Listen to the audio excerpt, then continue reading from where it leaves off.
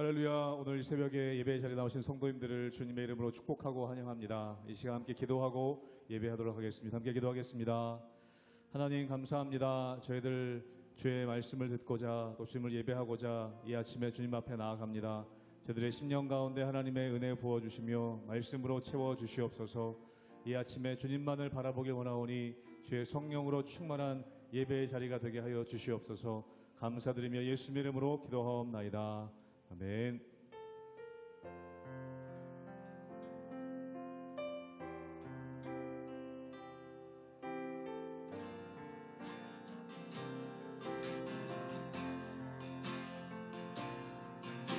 보혈을 지나 하나님 품으로 보혈을 지나 아버지 품으로 보혈을 지나 하나님 품으로 한 걸음씩 나아가. 한 번 더 고백합니다. 보혈을 지나 보혈을 지나 하나님 품으로 보혈을 지나 아버지 품으로 보혈을 지나 하나님 품으로 한 걸음씩 나아가네. 존귀한 주보혈이 존귀한 주보혈이 내 영을 새롭게 하시네. 존귀한 주보혈이 내 영을 새롭게 하네. 보혈을 지나 보혈을 지나 하나님 품으로 보혈을 지나 아버지 품으로 보혈을 지나 하나님 품으로 한 걸음씩 나아가네. 존귀한 주보혈이 존귀한 주보혈이 내 영을 새롭게 하시네. 존귀한 주보혈이 내 영을 새롭게 존귀한 주보혈이 존귀한 주보혈이 내 영을 새롭게 하시네. 존귀한 주보혈이 내 영을 새롭게 하네.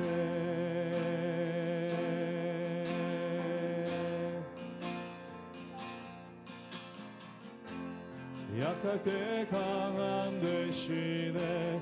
나의 보배가 되신 주 나의 모든 것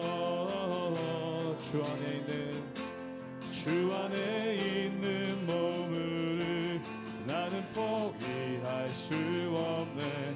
주 나의 모든 것. 한 번 더 고백합니다. 약할 때 강함 되시네. 약할 때 강함 되시네. 나의 보배가 되신 주 나의 모든 것. 주 안에 있는 몸을 나는 포기할 수 없네. 주 나의 모든 것. 예수 어린 양 예수 어린 양 존귀한 이름 예수 어린 양 존귀한 이름 십자가 죄 사셨네. 십자가 죄 사셨네. 주님의 이름 찬양해. 주 나의 모든 것. 쓰러진 나를 세우고 나의 빈잔을 채우네. 주 나의 모든 것. 예수 어린 양 예수 어린 양 존귀한 이름 예수 어린 양 존귀한 이름 예수 어린 양 존귀한 이름 예수 어린 양 존귀한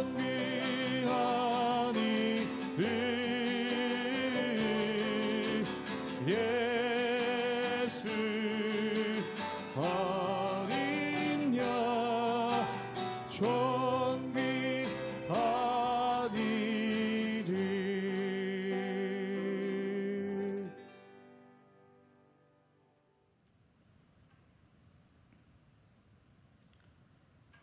할렐루야. 우리 하나님의 은혜와 평강이 우리 성도님들 삶 가운데 날마다 가득하시기를 주님의 이름으로 축원합니다. 오늘 우리가 묵상하는 요한복음 11장 말씀은 너무나 잘 알고 있는 나사로의 부활 사건이 나옵니다.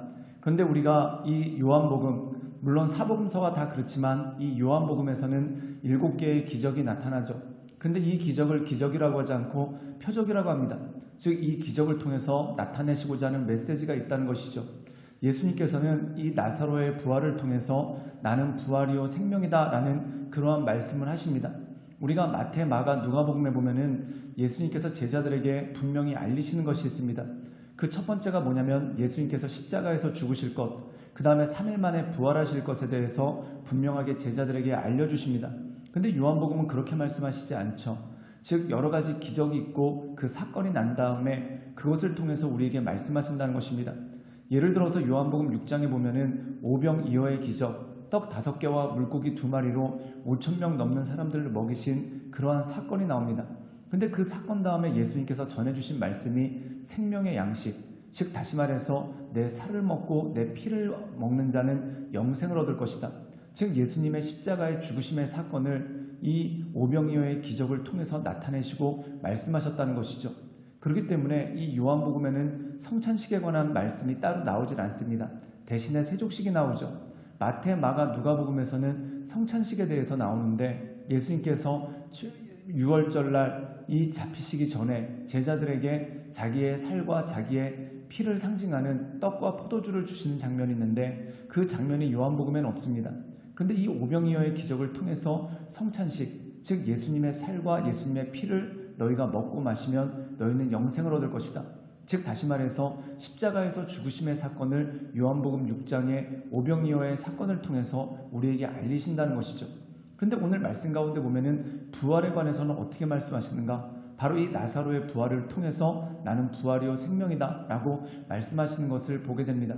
그리고 오늘 말씀 가운데 보면은 실제로 나사로가 무덤을 뚫고 일어나는, 그리고 무덤에서 나오게 되는 그 부활의 사건을 사람들이 보고 경험하게 되죠.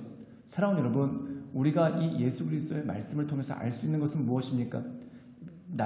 죽은 나사로가 다시 살아났다, 신기하다, 이것이 아닙니다. 부활이요 생명 되신 예수님, 즉 예수님께서 부활과 생명 되셨기 때문에, 즉 다시 말해서 죽음의 권세를 이기시고 우리를 구원하셨기 때문에 우리가 영생함을 얻는 것이고, 또한 이 땅 가운데 살아갈 동안 하늘의 생명을 가지고 살 수 있는 능력이 우리 삶 가운데 주어진다는 것이죠. 그러므로 사랑하는 여러분, 부활이요 생명, 즉 죽음의 권세를 이기신 그 주님을 바라보면서 우리가 이 세상 살아가는 동안 날마다 우리에게 세임 주시는 그 하나님의 은혜를 경험하시는 우리 모든 성도님들 되시기를 주님의 이름으로 축원합니다. 요한복음 11장 36절에서 44절 말씀입니다. 이에 유대인들이 말하되 보라 그를 얼마나 사랑하셨는가 하며 그중 어떤 이는 말하되 맹인의 눈을 뜨게 한 이 사람이 그 사람은 죽지 않게 할 수 없었더냐 하더라.